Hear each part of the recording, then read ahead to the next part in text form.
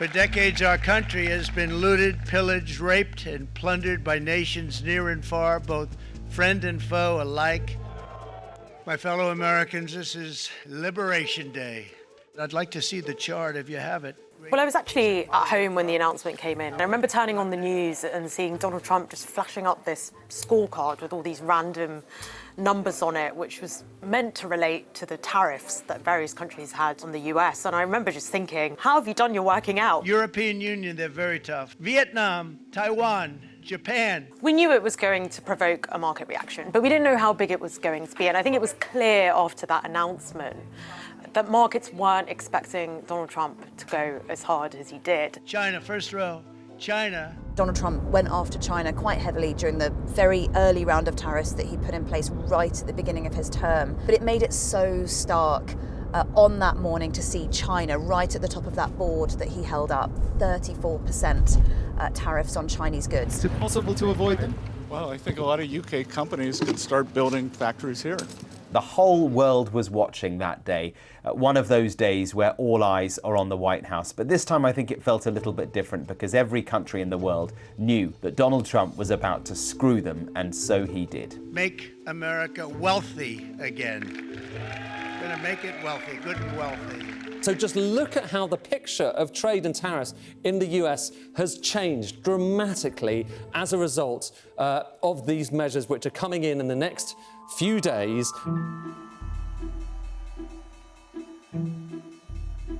The markets are going to boom, the stock is going to boom, the country is going to boom, and the rest of the world wants to see, is there any way they can make a deal?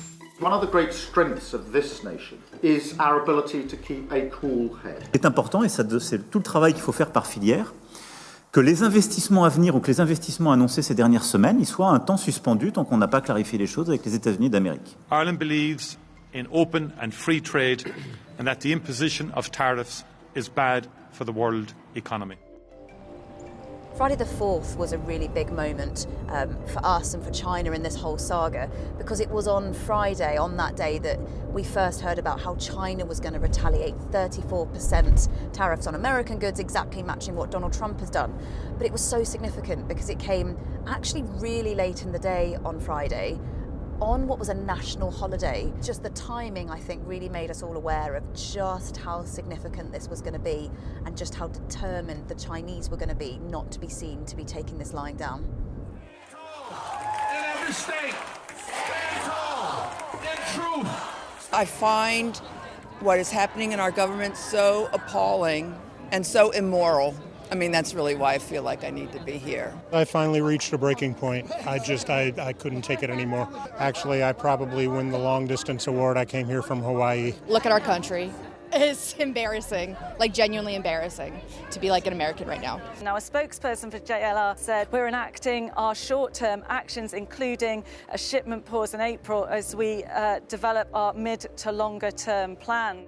The weekend, I think, from a US perspective, was a weekend of true confusion and contradiction. We had different parts of the White House, different administration members saying different things. In one breath, they were saying that these numbers were just part of a negotiation.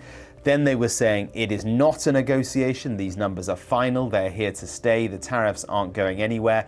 And I think from foreign diplomats' perspectives, they were, of course, on behalf of their governments, trying to work out what to do, whether they could negotiate down from these tariff numbers. Massive confusion. And alongside that, quite a lot of questions about the White House arithmetic. The numbers, the tariff numbers they'd come up with, just not adding up. I don't want anything to go down, but sometimes you have to take medicine to fix something. Trump announced his sweeping tariffs policy last Wednesday, and whatever cautious optimism traders may have had was swiftly shattered. Stock markets across the world plummeted. And after a brief respite over the weekend, well, they're still falling. Here in London, the FTSE 100 in the blue, that was down 4.38% today, while Germany's DAX in the yellow fell 4.26%. And Asian markets fared even worse. China's Shanghai Composite Index lost 7% on Monday, its worst day in 5 years. With China, as you know, against my statement, they put a 34% tariff on above what their ridiculous tariffs were already. And I said, if that tariff isn't removed by tomorrow at 12 o'clock, we're putting a 50% tariff on above the tariffs that we put on. Tuesday the 8th was another huge morning for us where we woke up to what Donald Trump had said overnight and bam, another big escalation. He essentially said that if China didn't withdraw its most recent retaliation of 34%, he was going to hit China with a further 50% tariffs on all Chinese imports. On Wall Street, they'd seen red for 3 days straight. No more. In the New York Stock Exchange, the opening bell saw a bounce. The markets opened with a surge and a sight for sore eyes. So on Wednesday the 9th, that was the day that Trump's 50% hike was going to come into force at midday China time if China didn't withdraw its most recent retaliation. Of course, it didn't. So that big, massive hike on Chinese goods, bringing the total amount of tariff that they faced to 104%, came into play. We were in a market in a place called Yiwu in southeast China. It's home to the world's biggest wholesale market. So really any good that is mass bought by importers comes through there. Importers then take it back to their home countries and sell it. We spoke to one guy who sold basketballs, many of them to America. His orders have already dropped off by 60%.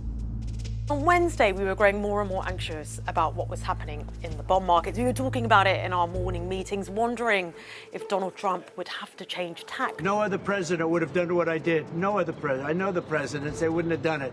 I was on my way home. Suddenly, I saw a flash on my phone that Donald Trump had announced a 90-day pause, and it meant that we all had to go back to the office a really long night trying to explain what he'd done in this latest move. Somebody had to do what we did, and I did a 90-day pause for the people that didn't retaliate, because I told them if you retaliate, we're going to double it.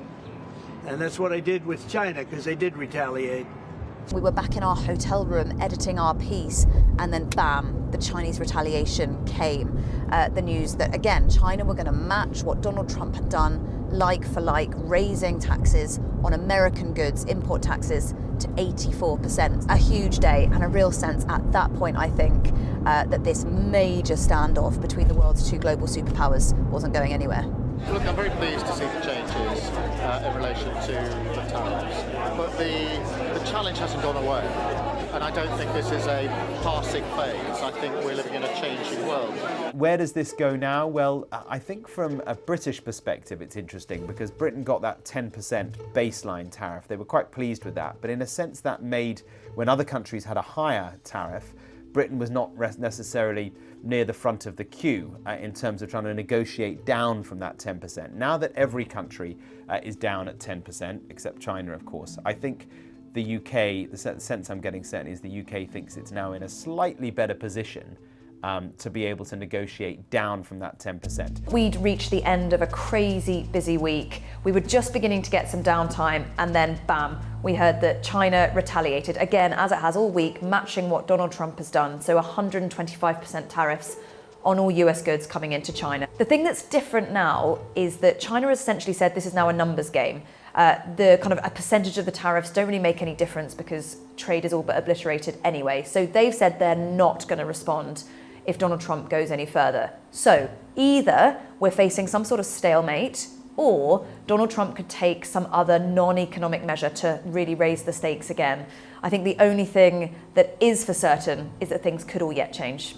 I suppose my takeaway at the end of this really extraordinary 10 days is reputation, America's reputation, the White House's reputation, Trump's reputation. I think that's taken a massive, massive global dent over the course of the past 10 days.